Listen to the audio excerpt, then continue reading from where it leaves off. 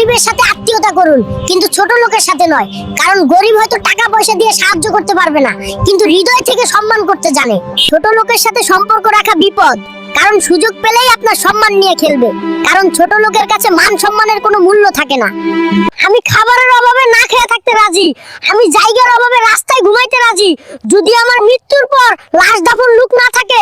যদি শিয়াল কুকুরে ছিঁড়ে ফিরে খায়, তবু আমি বেঈমানকে দ্বিতীয়বার জায়গা দেব না। কারণ সারা দুনিয়া না জানলেও আমি জানি বেঈমান মৃত্যুর আগেও বদলায় না।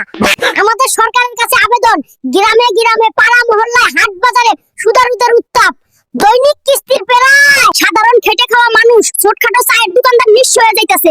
দৈনিক কিস্তি আর সুদের ব্যবসা বন্ধ করার জন্য প্রশাসনের নজরদারি বাড়ানোর অনুরোধ জানাচ্ছি। আপনি কোন আত্মীয় স্বজনদের নিয়ে কথা বলতেছেন? আমার যে আত্মীয় স্বজন বিপদে পড়লে পাশে থাকে না, একটা জিনিস চাইলে দিতে চায় না, যে আত্মীয় স্বজনের কাছে যাওয়া বিপদে পড়ে টাকা চাইলে টাকা দেয় না, যে আত্মীয় স্বজন দুঃখের সময় থাকে না সুখের সময় থাকে, সেই আত্মীয় দরকার নাই। এই এটা কি রে?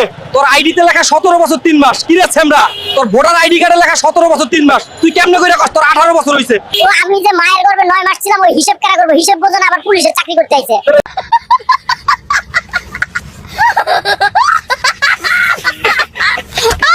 বাবু, পুরুষ মানুষ নিয়ে এক লাইন বলো।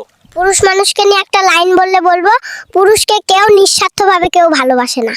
পুরুষ মানুষকে কেউ নিঃস্বার্থভাবে ভালোবাসে না। পরিবারের প্রয়োজন হলে কাছে টেনে নিবে, আর পরিবারের প্রয়োজন শেষ হলে ছুঁড়ে ফেলে দিবে। এইটাই বাস্তব। মা গো, তোমার জন্য আমি কিছুই করতে পারলাম না গো। দিন গেল, সপ্তাহ গেল, মাস গেল, বছর গেল, ঈদ আসলো মা। আমি তোমার অপদার্থ ছেলেটাকে ক্ষমা করে দিও।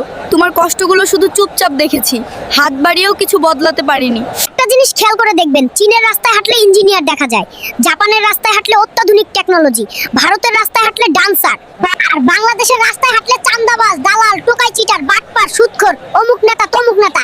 এটাই বাস্তব। ভিডিওটি শেয়ার করে দিবেন। মানুষের যখন টাকা হয়ে যায় তখন মনটা অনেক নোংরা হয়ে যায়।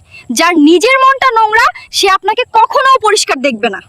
আর কিছু মানুষ যুক্তিতে পারে ততক্ষণ তর্কে লড়ে, আর যখন তর্কে না পারে সোজা আপনার চরিত্রে দাঁত লাগাইতে আসে। মনে রাখবেন। মাননীয় সরকারের প্রতি আমাদের আহ্বান, প্রশাসনকে বলে দিন নজরদারি বাড়ান, যেন সাধারণ মানুষ বাসে, ট্রেনে, লঞ্চে নির্বিঘ্নে চলাফেরা করতে পারে। তেলের দাম বাড়তির অজুহাতে বাসে যাত্রীদের থেকে বাড়তি ভাড়া আদায় করতেছে, আবার পকেট মার ছিনতাইকারী প্রতিটা বাস স্ট্যান্ড পেতে বসে আছে ছিনতাই করার জন্য।